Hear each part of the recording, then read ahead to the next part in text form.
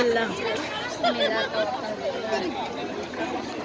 Marquez Elementary School!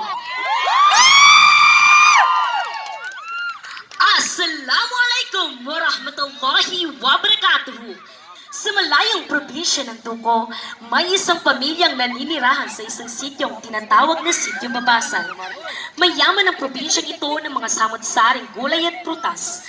Taon-taon ipinagdiriwang ng mga mamamayan ito ang makulay at masaganang ani na sinasabayan ng mga magiginang na kasuotan at nakakaakit na indayog ng mga musika at sinasabayan din nila ito ng kanilang tradisyong galaw na nagre-representa sa kanilang kultura. Ngunit, may isang batang nagngangalang Sakura na kinasusuklaman nito ang mga pagkain ng mga gulay at prutas. Aniya, hindi ito importante sa ating katawan at wala rin itong may tutulong sa ating kalusugan. Makalipas ang ilang linggo, nagulat na lang ang mga magulang ni Sakura sa hindi magandang asal na ipinakita nito. Ano kaya ang mga paalala at aral na dapat nating malaman at pangalagaan? Kaya, mga minamahal naming manonood, sabay-sabay nating tunghayan ang makabuluhang interpretasyong inihahandog ng J. Marcos Elementary School na pinamagatang Susubla Alilini, Sandit sa Mauli.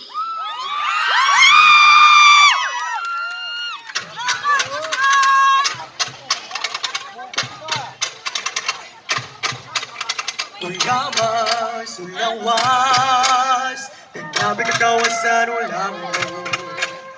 Kamanto sa prutas, sunutan sa gulay, bumabagal sumanisa. Anim isawa, dapat sa samili, di ka man sa gulay, baitunin mo. Nabulatan, suwata namin bukas, sa kanin. Wataku, Sakura, Wataku. Ina, naglalaro pa ako! Halika nga muna. Wataku, bakit di mo naman kinain ulit yung pagkain na iniwan ko sa pagkainan? Ina, alam mo naman na ayaw kong kumain ng gulay tulad ng malunggay at prutas tulad ng pakwan, di ba? Kasi anak, ang gulay tulad ng malunggay ay makakabuti sa'yo upang mas lalong maging aktibo ang iyong kaisipan at makakatulong din ito sa iyong pag-aaral. Eh di ba pangarap mong maging... Yes, alam mo Ina, mas gugustuhin ko pang kumain ng burger, french fries at uminom ng milk tea with boba dahil mas nasasarapan pa ako doon. Hay naku Sakura, lagot ka sa tate mo pag-uwi nun.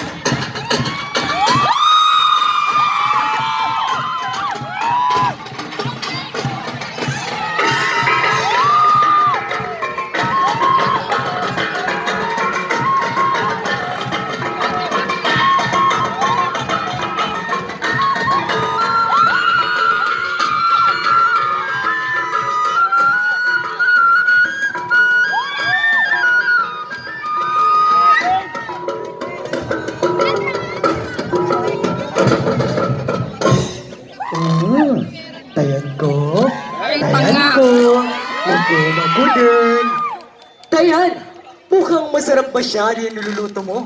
Amoy pa lang, panalo na! Oo naman, Tayan. Ito yung paborito mong ulam na ang palay hinaluan ng itlog. Di lang masarap, masustansya pa. Wow naman, Tayan. Kaya ikaw yung pinakasalan ko eh. Pero nasa na mga anak natin sa Sakura? Hay naku, Tayan. Hindi ko ba alam sa anak natin? Never pa siyang kumain ng gulay. Puro na lang chichirya, soft drinks, at kung ano-ano hindi naman maganda sa kalusugan niya. O siya, Tayan, hubo ka na sa pagkainan at tawagin mo na rin si Sakura. Kaya na tayo sabay-sabay.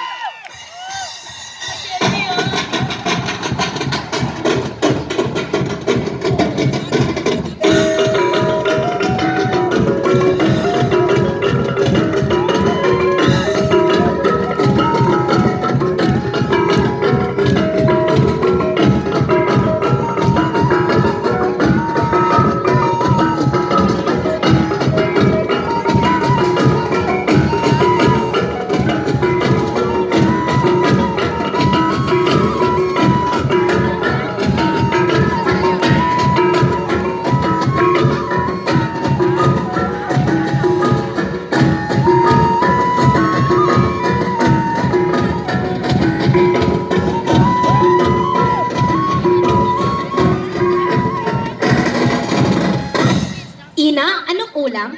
Ang palaya na naman, Ina! Gulay na naman! Alam niyo naman, mas kukustuhin ko pang hindi na kumain sa bahay na to kung ganito ang ulam! Alam mo, anak, dahil sa ginagawa mong yan, may araw na maunawaan mo ang importansya ng pagkain ng masustansyang pagkain at pagsisisihan mo lahat ng pinanggagawa mo ngayon. Bahala na! Hindi ako kakain ng mga gulay at prutas dahil naniniwala ko na hindi ito importante sa ating katawan at wala nitong may tutulong sa ating kalusugan. Maiwan ko na nga kayo dyan! Makapunta na nga sa kwarto! Sekanwa mga wata na pa nga ikaw sa mapiya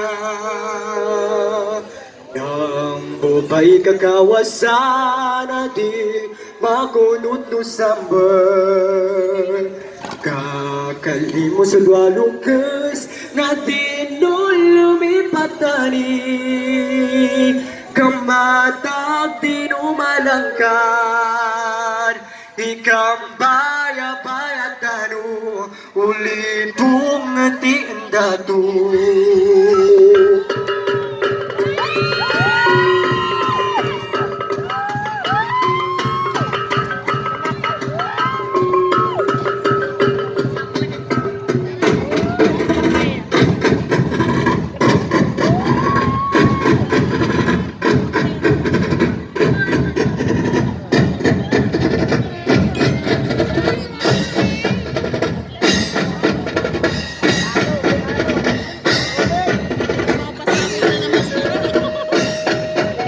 Naku, nag-iipan ni Sakura ang mga bakterya na pinapalibutan nito siya.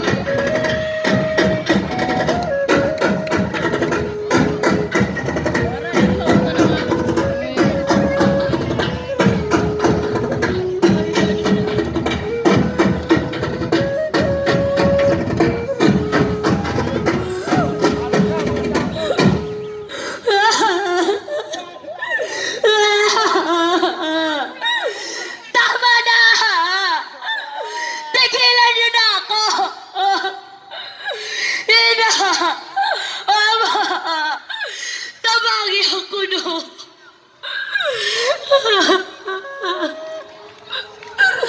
Tama na! Ayoko na! Hindi na ako kakain ng mga hindi mabuti sa aking kalusugan. Napagtanto ko na ang lahat ng sinasabi ni Ina tama sa akin. Ito totoo. Sige lang. Lalagay mo mama. Opo na ko nabusan na rin ko.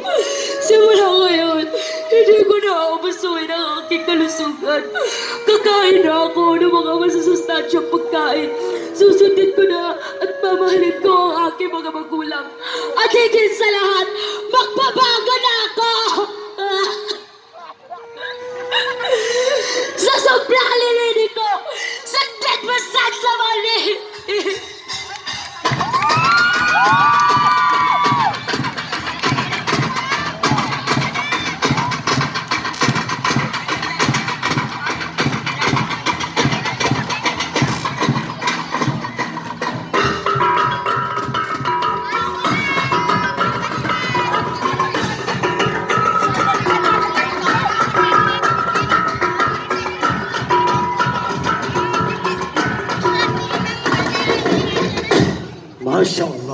Ang puso ko ay natutuwa sapagkat nananatili pa rin ang tradisyon at kulturang naging tulay ng pagkakaisa, kapayapaan at higit sa lahat, pinapaalagaan ng mga kabataan ng Kota Pateño sa kanilang kalusugan. Nagagalak din ako sa mga magandang pagbabago ng mga kabataan sa modernong panahon. Hindi pa rin nila nakakaligtaan ang edukasyon at patuloy pa rin sila nagpupursige sa kaunlaran at matupad ang kanilang inaasam na mga pangarap. Assalamualaikum. Saki si Mayor Bruce de la Cruz Matabalaw. Saki si Sultan sa Maguindanao, Sharif Muhammad Kabisuan. Kalilitan, kandaludaya, kapag isa-isa, nubagsa, Alhamdulillah!